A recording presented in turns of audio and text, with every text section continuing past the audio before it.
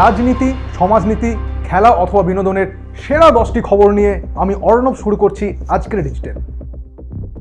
পহেলগাঁও হামলার পর পূর্ণ স্বাধীনতা দিয়েছি সেনাকে। সংসদে অপারেশন সিঁদুর নিয়ে আলোচনায় প্রধানমন্ত্রী নরেন্দ্র মোদী। মঙ্গলবার বিকেলে লোকসভায় দাঁড়িয়ে বিরোধীদের তোপ প্রধানমন্ত্রীর। ভারতের পক্ষে কথা বলার জন্য দাঁড়িয়েছি বললেন মোদী। বাংলা ভাষার উপর অত্যাচার কোনোভাবেই মানব না। বিজেপির ডবল ইঞ্জিন সরকার চোর। মঙ্গলে ইলামবাজারের সভা থেকে মোদী সরকারকে নিশানা মুখ্যমন্ত্রী মমতা বন্দ্যোপাধ্যায়ের। মমতার দাবি বাংলা এগিয়ে, সে কারণে বাংলা ভাষার উপর অত্যাচার করা হচ্ছে। পকেটে চকলেট দেখে জঙ্গি চিহ্নিতকরণ। সংসদে রুদ্ধশ্বাস বিবরণ দিলেন কেন্দ্রীয় স্বরাষ্ট্রমন্ত্রী অমিত শাহ। অন্যদিকে শ্রীনগরে সেনা অভিযানে 3 জঙ্গিকে খতম করার পর থেকেই প্রশ্ন উঠেছিল জঙ্গিদের পরিচয় নিয়ে। অবশেষে সেই পরিচয়ও প্রকাশ্যে আনলেন শাহ। বিহারের পর এবার বাংলা ঘুরপথে শুরু হয়ে গিয়েছে স্যার। নির্বাচন কমিশনের তরফে বিএলওদের প্রশিক্ষণ, এমনটাই মনে করছে ওয়াকিবহল মহল।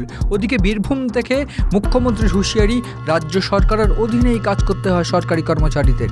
বিএলওদের প্রতি অনুরোধ, ভোটার তালিকা থেকে যাতে কারো নাম বাদ না যায়। প্রবল দুর্যোগের মুখে উত্তরবঙ্গ, রীতিমতো ফুলে পেঁপে উঠছে তিস্তা। সিকিমের পাহাড় সংলগ্ন এলাকাতে টানা বৃষ্টির জেরে তিস্তা নদীর জলস্তর বেড়ে রাস্তায় উঠে এসেছে। ব্যাহত হয়েছে যান চলাচল, বন্ধ হয়েছে শিলিগুড়ি গ্যাংটক সড়ক যোগাযোগও। অপারেশন সিঁদুরের পর ভারত ও পাকিস্তানের সংঘর্ষ বিরতিতে কি আমেরিকার প্রেসিডেন্ট ডোনাল্ড ট্রাম্পের হাত রয়েছে? সংসদে লোকসভার বিরোধী দলনেতা রাহুল গান্ধীর তোপ, ট্রাম্পকে মিথ্যাবাদী বলুন মোদী। ইউনূস সরকারের আমলে এক নতুন বাংলাদেশের জন্ম হয়েছে। সম্প্রতি বাংলাদেশের দিনাজপুর জেলা রণক্ষেত্রের আকার নেয়।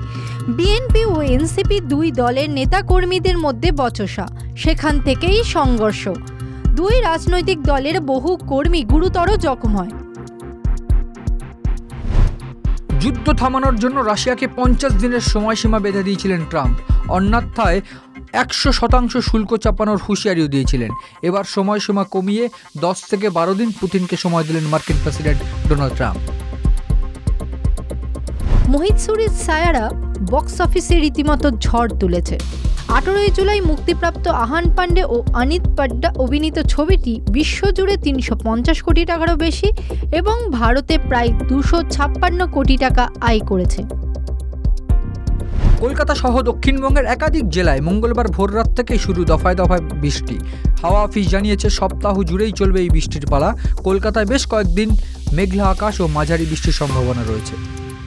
আজকের মতো এখানেই শেষ ডিজিটাল। অন্যান্য প্রতিবেদনের জন্য চোখ রাখুন সিরিয়ান ডিজিটালে।